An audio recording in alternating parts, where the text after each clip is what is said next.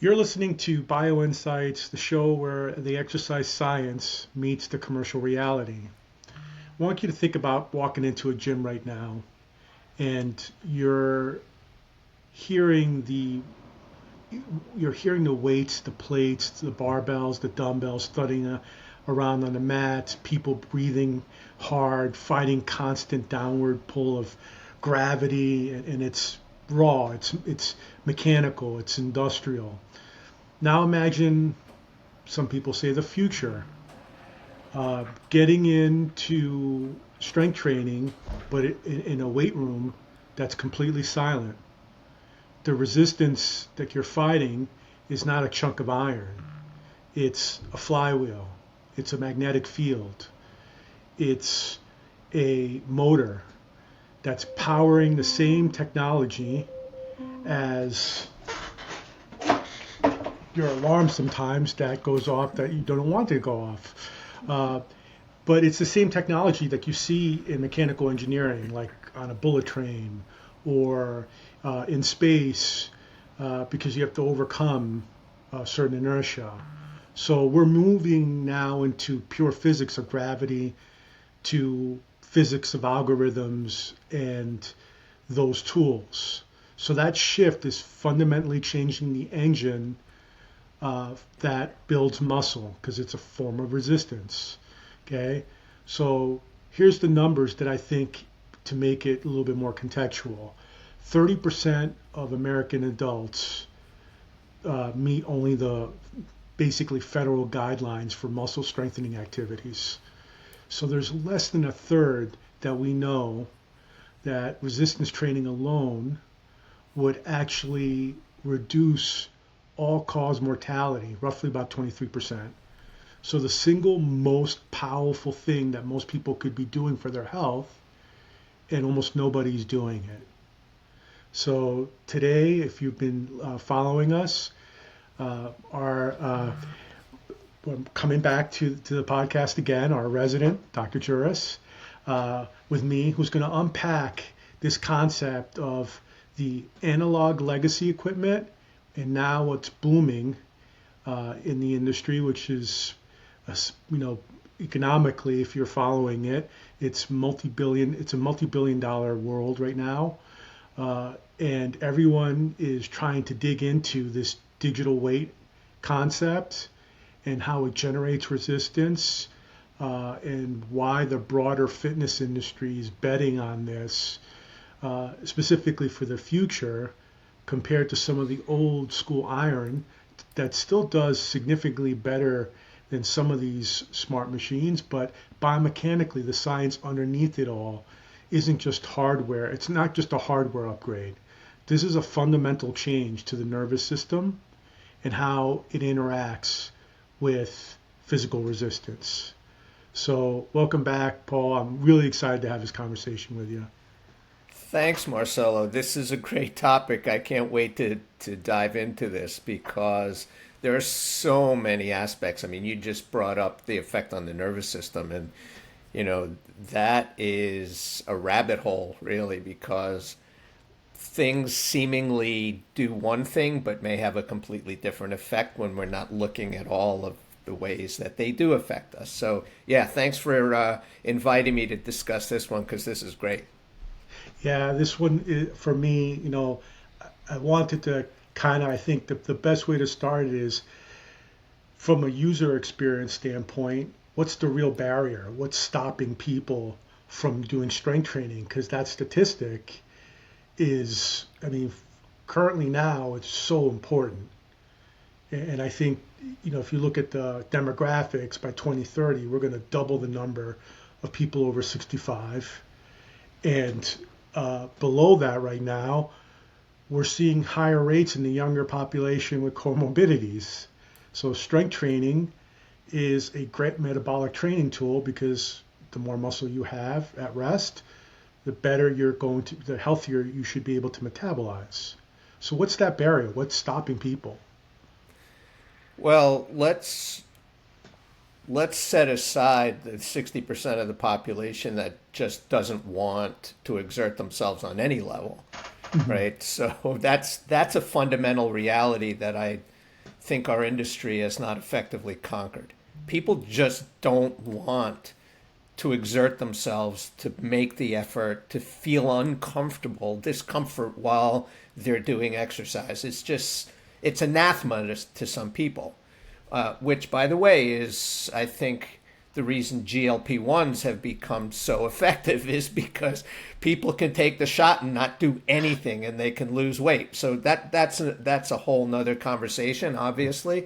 All Yeah. right, but let's start with those people who do want to make an effort. They do want to exert themselves. They walk into the gym and it's intimidating, right? I mean, the problem is you're looking around, you're seeing all this stuff on racks and bars and weights and dumbbells and people swinging kettlebells. And people look at that and they have absolutely no idea to do it with what to do with it and or how to do it. And so it starts with a level of intimidation, I think, that really is inhibiting people from participating.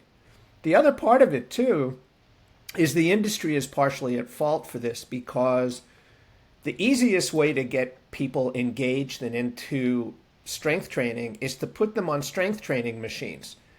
But for how many years were we lectured and admonished not to put people on machines because they're not functional? We can't use machines. And so you basically took a modality away that is probably the easiest thing to get people started on a program of strength. Yeah. It's interesting. We created our mess. Um, Yes, we and did. I think it's 100% right. We basically, the reason why too we went to machines was because from compared to an Olympic lift, there's less margin of error for hurting yourself, and then that intimidation variable.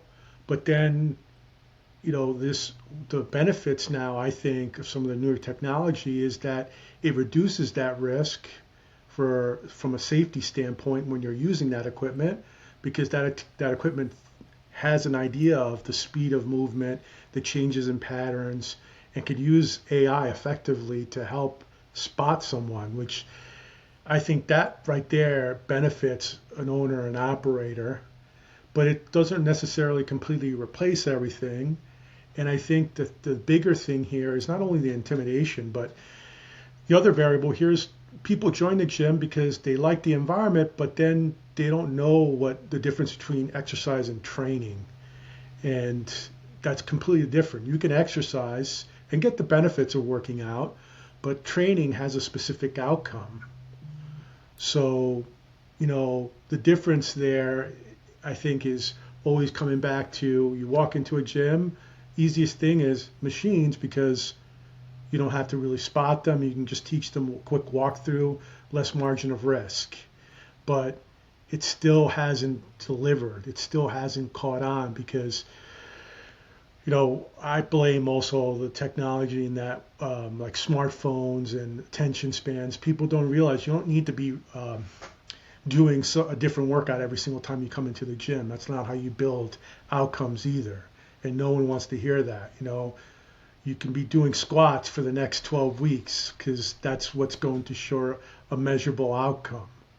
So if the barrier really is space, intimidation, injury, risk of complexity, well, traditional analog weights are like driving, a classic car, and if you feel every bump, you shift every gear, you feel it, the mess that you do in banging up that vehicle with steel. And I think you don't feel that until you're a little bit older.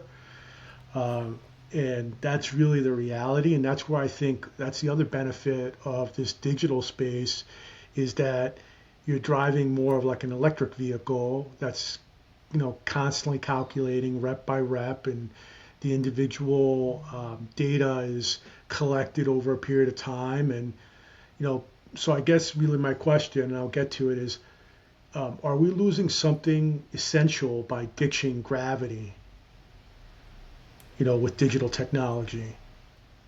Yes. To be very succinct, I think we're losing a lot when we ditch gravity. We can make it up to some extent with some of the electromagnetic devices. Those are eddy current brakes, and they're in all kinds of devices. And sure, they have a great deal of benefit, but we are losing something when we stop using just mass, right? Because when we're working against electromagnetic or these other devices, it's resistance, but it's not mass. And the inertia that we have to deal with is completely different. And I've characterized strength training in my mind really as inertial training. We're learning to overcome the inertia of an object and to set it in motion, right? We're accelerating objects. That's what we do. Well, when you work with some of these AI-driven systems, you're not accelerating an object, you're just fighting the resistance. There's no inertia associated with those necessarily. And so that's a completely different problem for us to solve. And that's different from a cable column with a stack of weights, right? Yeah, well, the cable column does have inertia, right? It's Newton's first law of motion. An object in motion or at rest wants to stay in motion or at rest unless acted upon by an unbalanced force.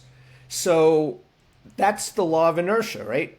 But there is an initial resistance when you're using some technological device. Sure, you have to overcome the initial resistance, but then the behavior of that resistance is very different from the behavior of a weight or even a rock that we hold in our hand that's moving through space. That behavior becomes totally different.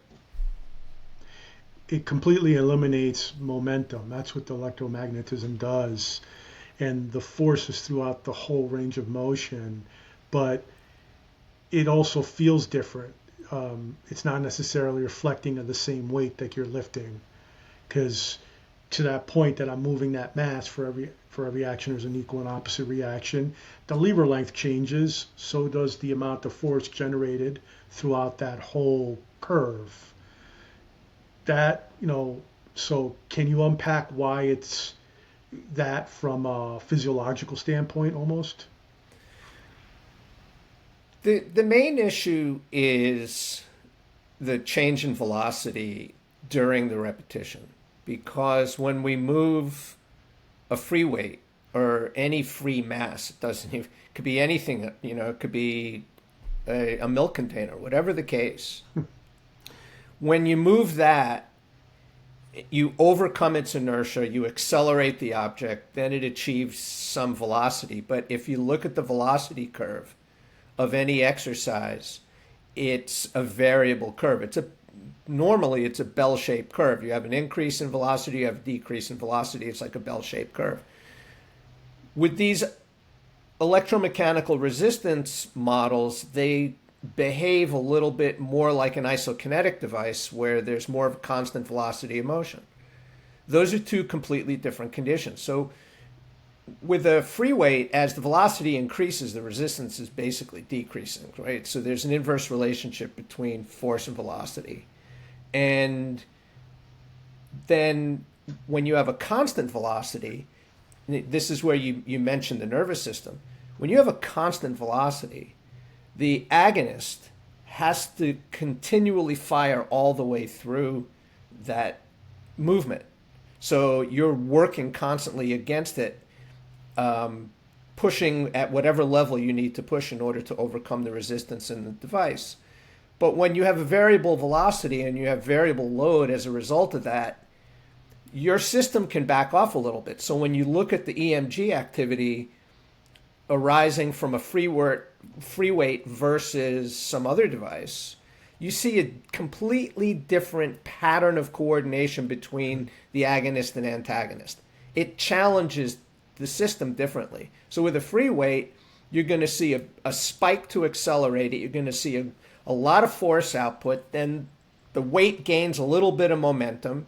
And then you see the antagonist finally kick in, and that's the relationship between these muscle groups that the nervous system is managing, but not in a constant velocity. In a constant velocity, the agonist is basically always staying on, and so it's driving the system more consistently throughout the entire range of motion. So that's why it feels heavier when you do it on a machine like that. Yeah. And what the other things, because I've taken the dive and I've pivoted my next mesocycle to be just all digital. And what I've realized is that not only does it feel different, but the safety in change of the load rep to rep and how I can quickly put either more load eccentrically or concentrically changes basically the workout. It maximizes one time for me, but what I notice too is it's less taxing on my joints, but is just as intense as me going and doing a circuit of kettlebells or barbell lifting, and my joints are not feeling it. So it's eye-opening because I've done cable work as well, and I value cable work because of the vector loading and the line of resistance. And that's where I feel there's overlap and similarities here with both products. But does that kind of safety neck change how hard people are willing to push? You know, I feel like it's less intimidating because people don't hear the grunting and moaning and throwing of weight, and it's a pleasurable experience if you can get the right coaching cue because you're getting that social interaction too. That's where I think that like this field is going. So does it really are people will that change people's workout, you know? And I think what we've learned post pandemic is that that's true. There's several companies that have engaged a population set that historically this industry has failed to engage. Peloton's an example. Tonal is an example. There are several companies. Echelon, there's several companies out there. Those are probably the three that are in that market space. There's a couple other ones that are more commercial, but like I want to move the topic now kind of to the counter argument that if a machine always bails you out the last milliseconds you start struggling, you know, does it train a person to give up early? Does it kill that mental grit of fighting for that last brutal rep? I think that could be addressed effectively and take advantage of the training stimulus as well. That's where I think this digital space helps in comparison to, again, you know, being on, let's do an example, Precor, preacher bench. And we do a simulated version of that on an electromagnetic system. You know, the difference that I have experienced is, and again, this is an N of one, but we also have collected the largest database that I know in this metric so far. And we've shown over the age of 55, 75% of that population has improved their strength by the end of the year just by doing the basics. And I think that's the biggest struggle when a person joins a gym. There's that mental grit of fighting through for the last brutal rep is not there unless you have a coach present. So I think that this analog versus digital topic is not going to go away. Well, I think what this is really getting at is psychology. And look, any form of resistance, any stimulus that we can apply to the system will have some benefit. Now, some deliver different kinds of benefits. Some have some detrimental baggage unfortunately, that comes along with it that you have to address as you're going through. But what this, to me, what this is about is there's a psychological aspect to walking into a gym, seeing what's around you, hearing what's around you, and then dealing with the reality of these devices. And, it's funny, you started off by talking about the grunting and clanking and the noise. To me, that's energy, Yeah. right? Imagine you walk into a gym and it's dead silent.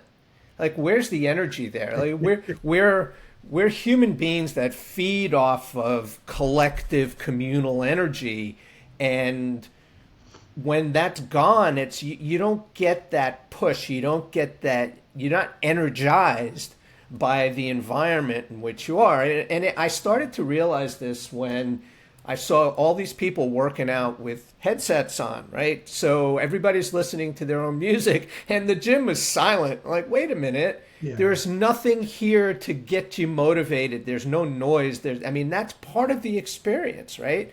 So you take that away, maybe that's not such a good thing. But on the other hand, if you know that when you're training on a device, that if you start to falter, the device is going to support you, then psychologically that may be incentive for you to push even more, because nothing bad could happen necessarily if the machine is spotting for you and if you're not going to drop a weight on your chest.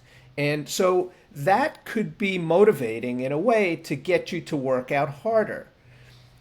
But then there's the question, if the machine is bailing you out while you're exercising, the real world is not going to bail you out when you start to fail during a movement. When you're outside lifting objects, that object is not smart. Yeah. It's dumb. So you don't get the benefit of that artificial bailout when you're training, when you're moving and acting in the real world. So how does that work? You have to incorporate body weight movements or movements with other with that axial loading phase. So it doesn't have to be just a barbell or a dumbbell, or but it could be your calisthenics, or it can be a med ball. It can be, so I think coupling that with different tools, because I think that's really what this is. The digital doesn't replace the analog. I think both really help you hack the bigger problem, which is social, which we've kind of positioned here as well, right? Intimidation, energy into a facility.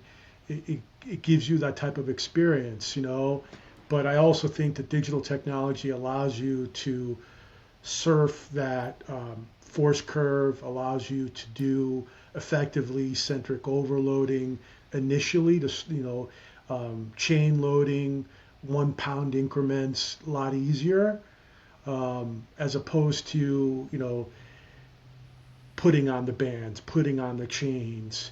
And most of that community is a sports performance community. But I think that modality is now really more beneficial from a therapeutic standpoint, but also to an individual that's trying to build muscle mass and understands the value of eccentric loading or concentric loading and how that level of control changes a training outcome.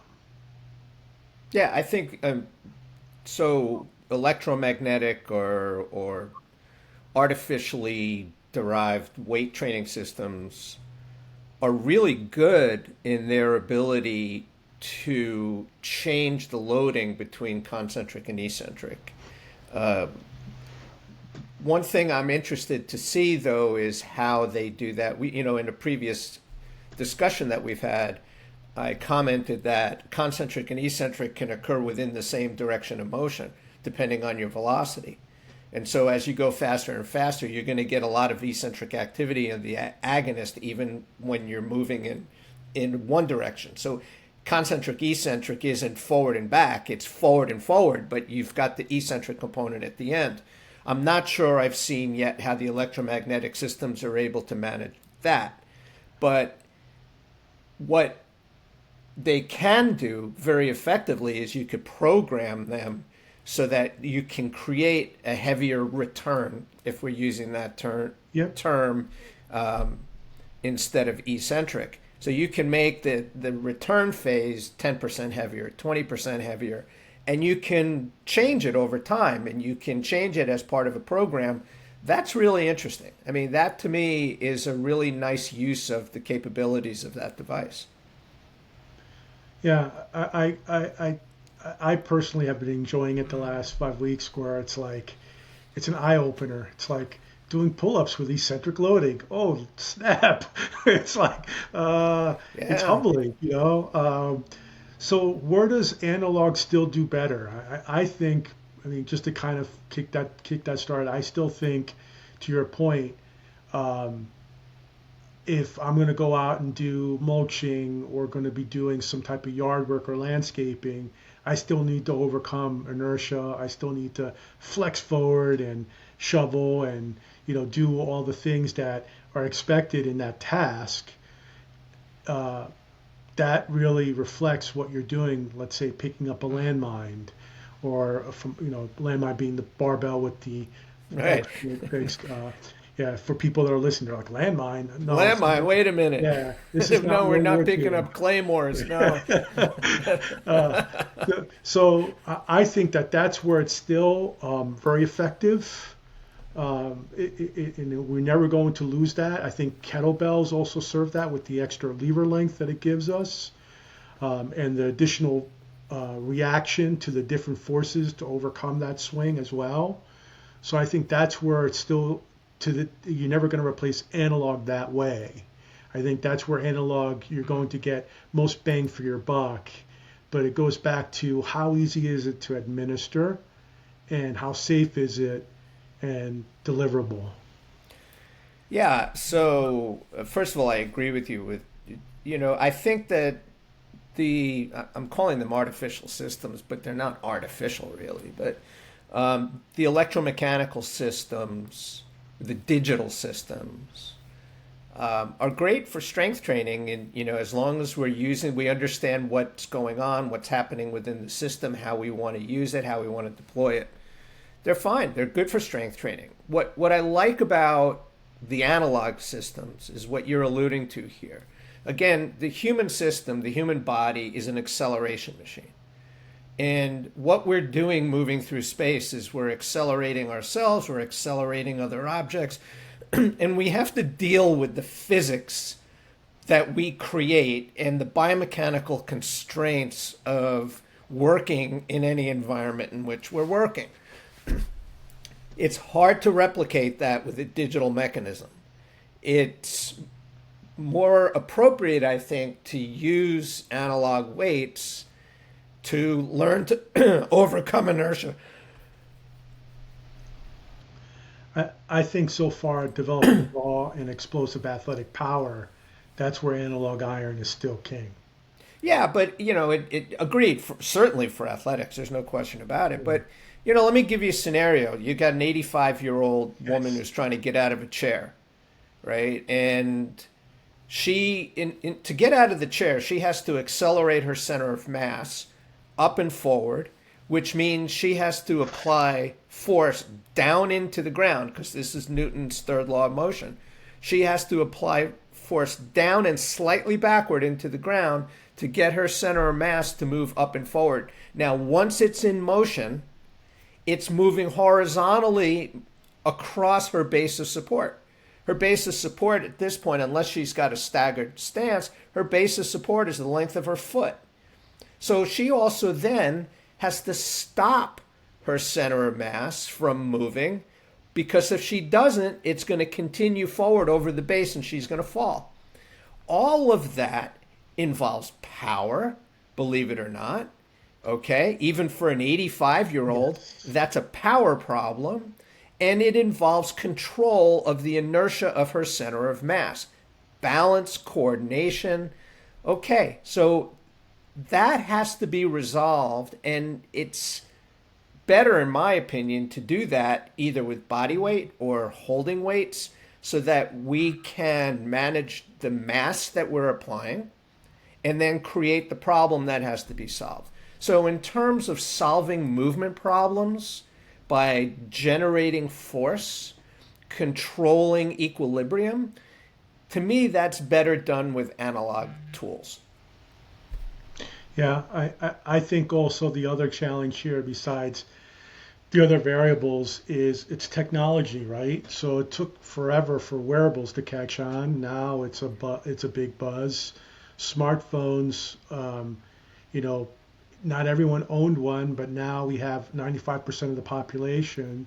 So I think now the market's going one direction, despite all the conjecture that we're having. The digital market space is growing. If you look at those examples of wearable tech globally, you know, companies are on track to really make some, you know, meaningful changes with the data that they're collecting. And I think machines literally will help individuals effectively be able to train. You know, I mentioned the company eGym. It deploys really a commercial gym floor setup that really has this technology where you adjust. It adjusts to the person's body. It also takes into some of the algorithms that from wearable devices. But the data isn't everything right now because it's not driving everything. It doesn't make it. There's like HRV is not a variable, even though it's tracking it. I think what we're encountering is the industry is all fragmented, and we have data everywhere. And the best representation of this is in the sports performance market. You got force decks, you have linear transducers, you have some type of analysis of sleep or HRV.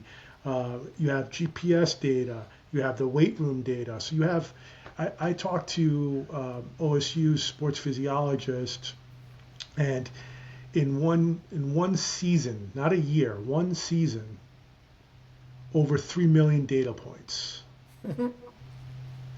So that's the other challenge here, like using the technology, but then you're gonna get this, you're gonna really go deep with all this data. But where are the wins and where does it fall short? So that's kind of, I think, where I want to talk next about biomechanics and muscle working under load, and some testing tools that don't match reality sometimes. You know, how to sequence movements effectively. So I think, you know, isokinetics in the lab versus reality is kind of the topic I want to jump to. You know, going way back, the Cybex days, I think that's really appropriate. You know, measuring torque, looking at, you know, the constant velocity lab measurements that you looked at, the rapid deceleration, drop jumps. How does, you know, in the real world, how do you apply that effectively if you're using analog or digital? That's a lot to cover. I'm trying to make mental notes while you're going through all that. Isokinetics. So isokinetics to me are really challenging. And given that I spent years working in orthopedic rehabilitation and did a lot of isokinetic testing, you know, we had an isokinetic dynamometer in the department, and understand isokinetics means at a constant velocity. So what the system is doing is you preset the velocity of the device, and it won't go beyond that.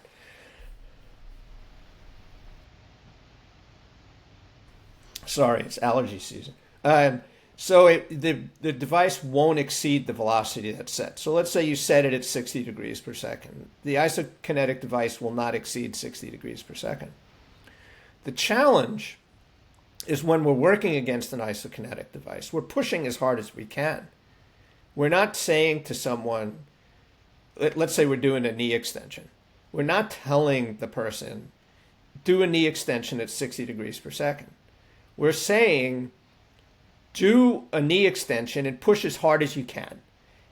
And the machine is just going to limit the velocity to 60 degrees per second. Had the machine not been there, my joint rotation velocity would have been much greater than 60 degrees per second because I'm pushing as hard as I can. So what we have is an artificial external velocity constraint, which is really bizarre. And I did a lot of EMG studies on isokinetics, and the EMG patterns that were emerging from that were so totally different from anything that you see using analog devices. And now there's the real world problem. I was working with ACL patients, and I noticed that a lot of my patients were doing very well on the isokinetic side, but when I gave them real tests, like hopping tests or deceleration, stick the landing kinds of tests, they were failing miserably. And so there wasn't really a correlation between an isokinetic outcome and a performance outcome. And so I stopped using that stuff altogether. It just didn't make any sense. So there's a difference, however, between those devices and some of the digital devices that we're using today. But yeah, so I wasn't seeing the connection between real world outcomes and isokinetic measures. They just weren't there. Does it still serve as a theoretical baseline? Well, what it does is it measures how much torque you can produce when you're constrained to move at different velocities. I mean, that's the way to look at it. And there's a lot of work that's been done at the specificity of velocity. And by the way, there is a specificity of velocity, right? So the strength you deploy is specific to the velocity at which you're moving, right? So, people like, well, we should do super slow. Well, yeah, but it's not going to make you strong when you're going really fast. So, and that's a neurological function. But there is some value in looking at how much torque someone can produce. The other thing is some people have certain limitations that occur during a range of motion. So going back to, let's say, a knee extension, patellofemoral load varies during the range of motion. And if there are any issues in the patellofemoral joint, when you're testing isokinetically, they will emerge because you'll see a dip in the force output. So you could see exactly at what angle that dip occurs. Now you know that when someone's doing exercises and their knee is hitting, let's say, a 60-degree angle, that load is causing detrimental patellofemoral compression or irritating the joint. And you may want to avoid that. So you could work in the range above it. You could work in the range below it. Avoid it until such time as you're able to tolerate that stress a little bit better. So isokinetic testing is really good at teasing out any point in the range of motion where there may be a fall off of force production for whatever reason. So if there are, like, let's look at now eccentrics. If there are modalities that look at yielding isometrics or high loading eccentrics or accelerated eccentric loading, like in biometrics, but the most present issue, I think, is with the sequencing. Why is that dangerous? The sequencing of eccentrics? Yeah. Well, look, what's happening is, when muscles are developing tension and concentrically they're shortening, eccentrically they're developing tension, but they're being lengthened. They're not actively lengthening, right? We know muscles can't do that, but they're being stretched. So if you're having a muscle that's contracting, shortening concentrically under high load, and and working very hard, and then all of a sudden you yank on it eccentrically. If the timing isn't right, if the person's not ready for that, that's when you get muscle strains. So it's something that you need to be aware of. It's when you suddenly put an eccentric load onto someone, are their tissues strong enough? Are they ready to handle it? Is their nervous system sensing what's going on and actively making the necessary adjustments so that it can control that? And if the answers to any of those is no, then we got a problem. Do we still want to expose people to the concept though of force absorption and Oh yeah. yeah. Oh And yeah. I mean, that's the key to me. The key, and we talked about the braking system. We absolutely want to do that, but there's a right way to do it, right? yeah, There's, you can't just have someone hold a 30-pound kettlebell and jump off a 32-inch box and try to land it. I mean, that's probably not the wisest thing to do. I think the one challenge that I've always seen when I was actively more personal training was that the you wanted to keep the customer engaged, so sometimes you would opt to try to change a lot of your exercise selection and base it on movement, you know. But I think at the end of the day, you're going to have certain movements that are going to be always baked in the mix, that are ones that you're going to train over a period of time.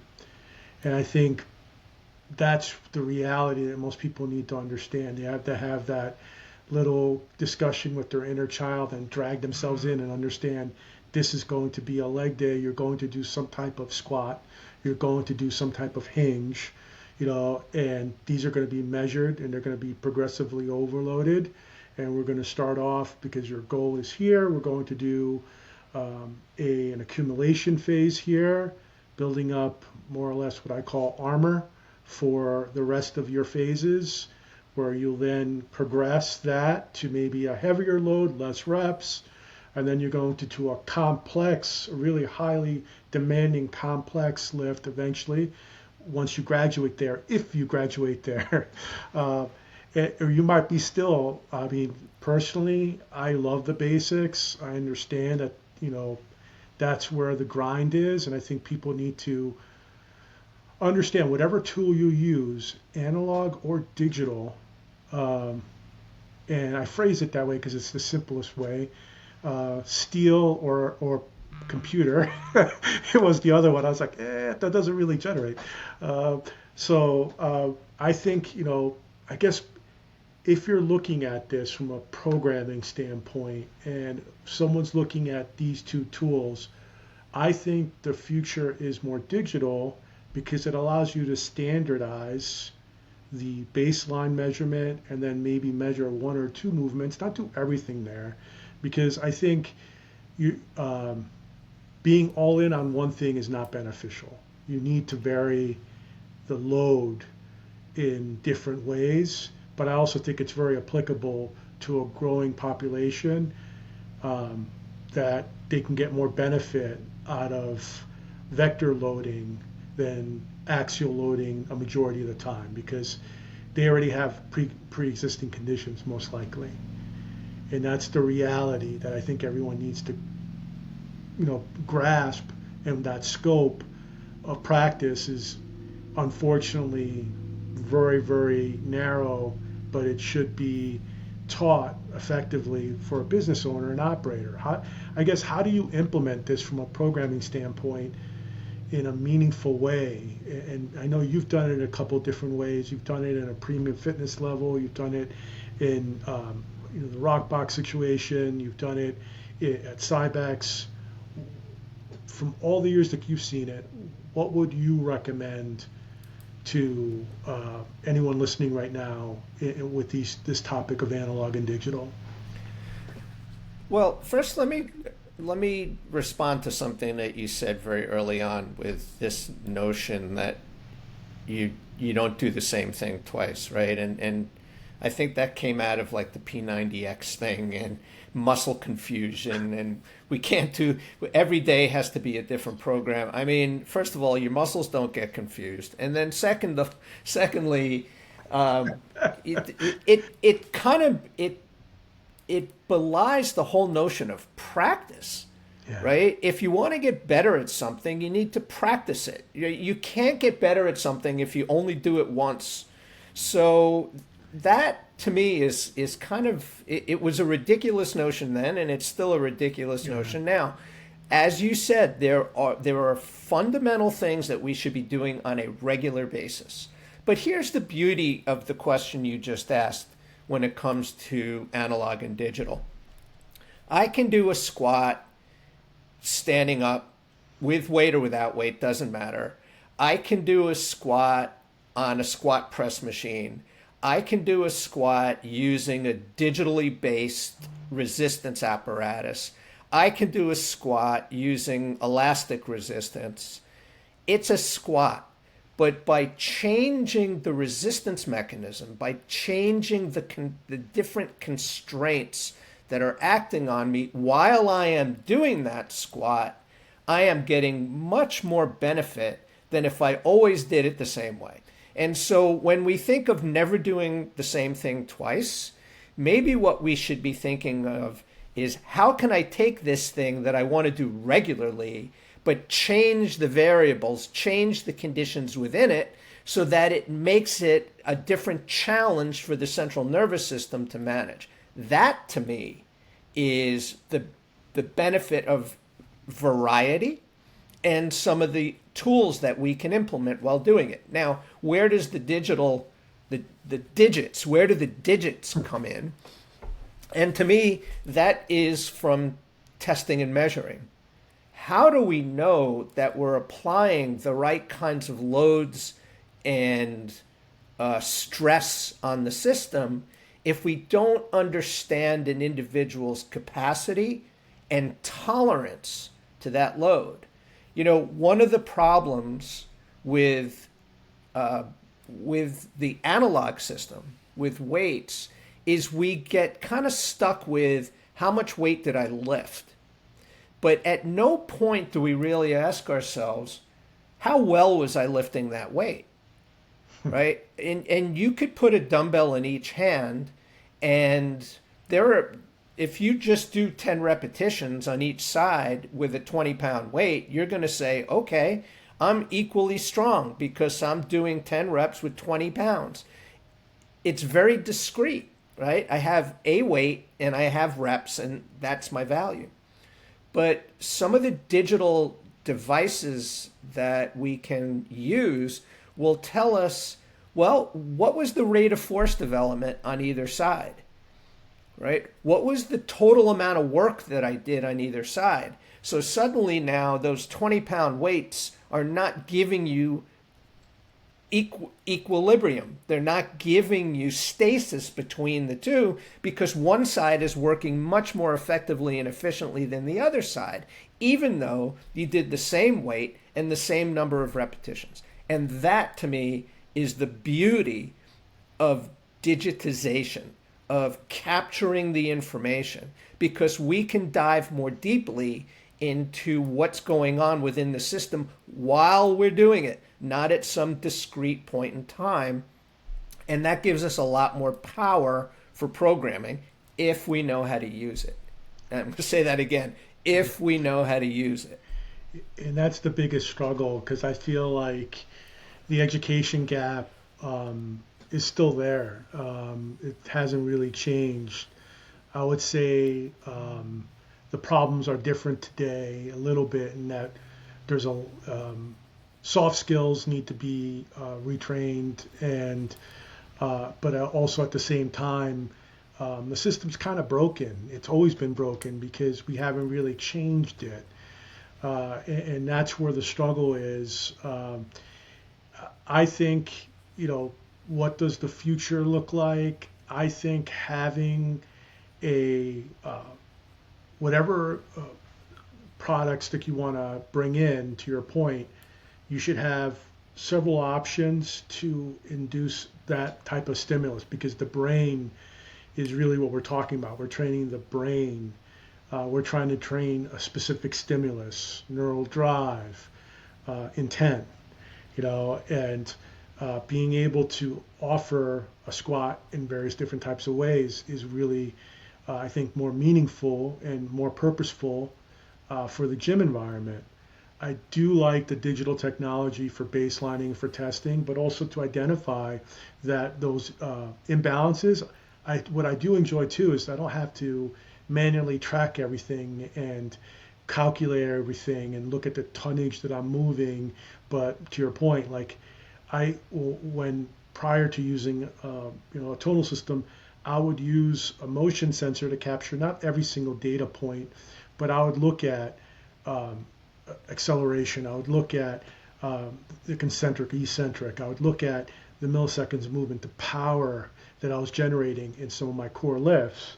But what, like I said, I think there's pros and cons in using digital and analog. But I think from a business opportunity, having objective data that you can track over a period of time and could help standardize that deliverable service is, I know it'll be effective. I know the old school pencil and paper was effective, and I think if an owner's not measuring or doesn't have a system in place and is just actively collecting a membership, they're really losing out on a large opportunity. Absolutely, totally. I mean, for years, like when I first got the Equinox, I was struggling just to get the trainers to write down what's happening in front of them. Like, they were not even paying attention to what people were doing. I was like, how are you writing strength programs if you don't know what someone's able to do?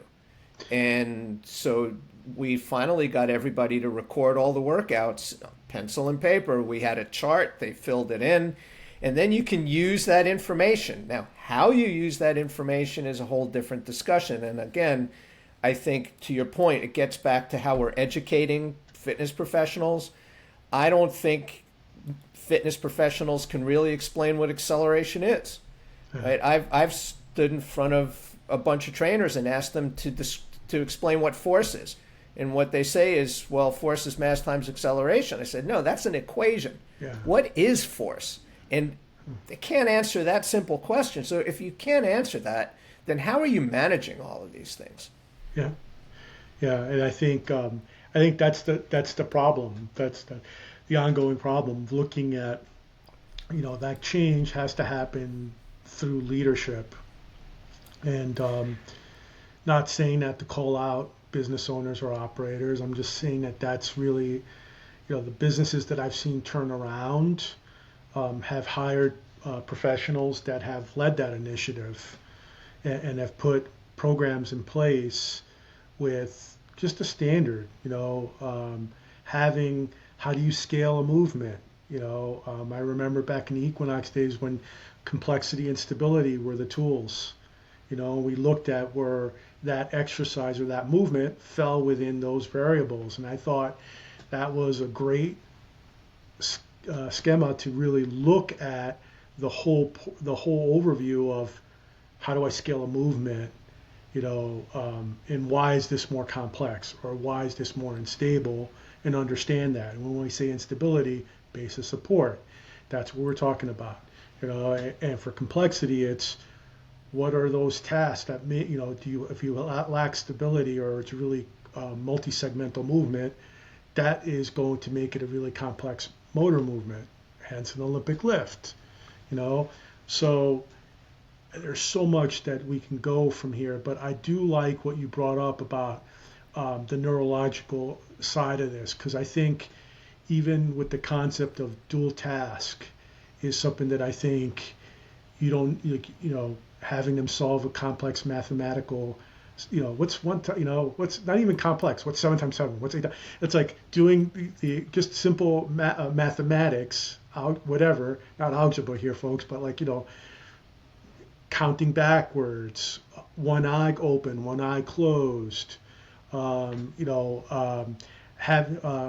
touching them as they're moving, trying to move their center of mass, and they have to hold their center of mass.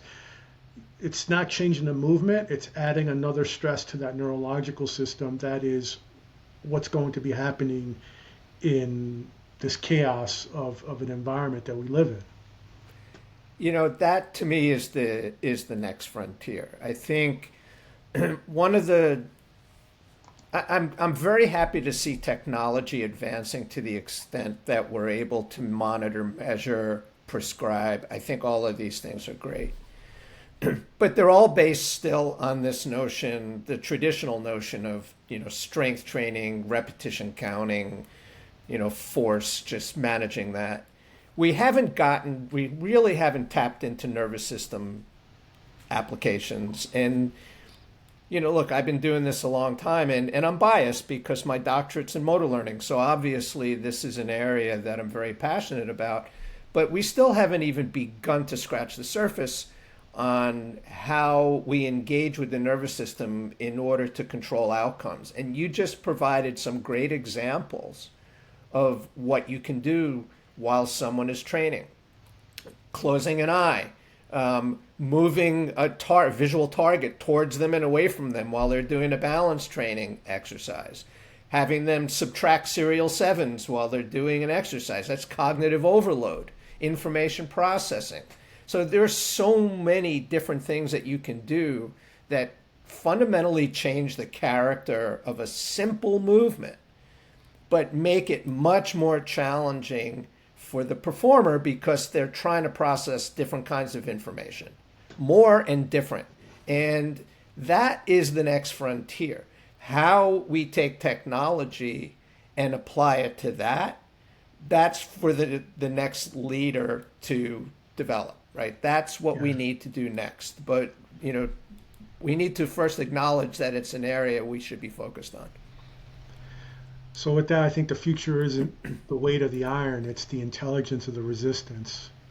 So the people that are engaging in the process. Yeah, this was an incredible conversation. Thank you again, PJ. This is fun. I look forward to the next one, and thank you again for sharing with us those pearls of wisdom. My pleasure, Marcelo. It's always wonderful to be here. So thanks for having me.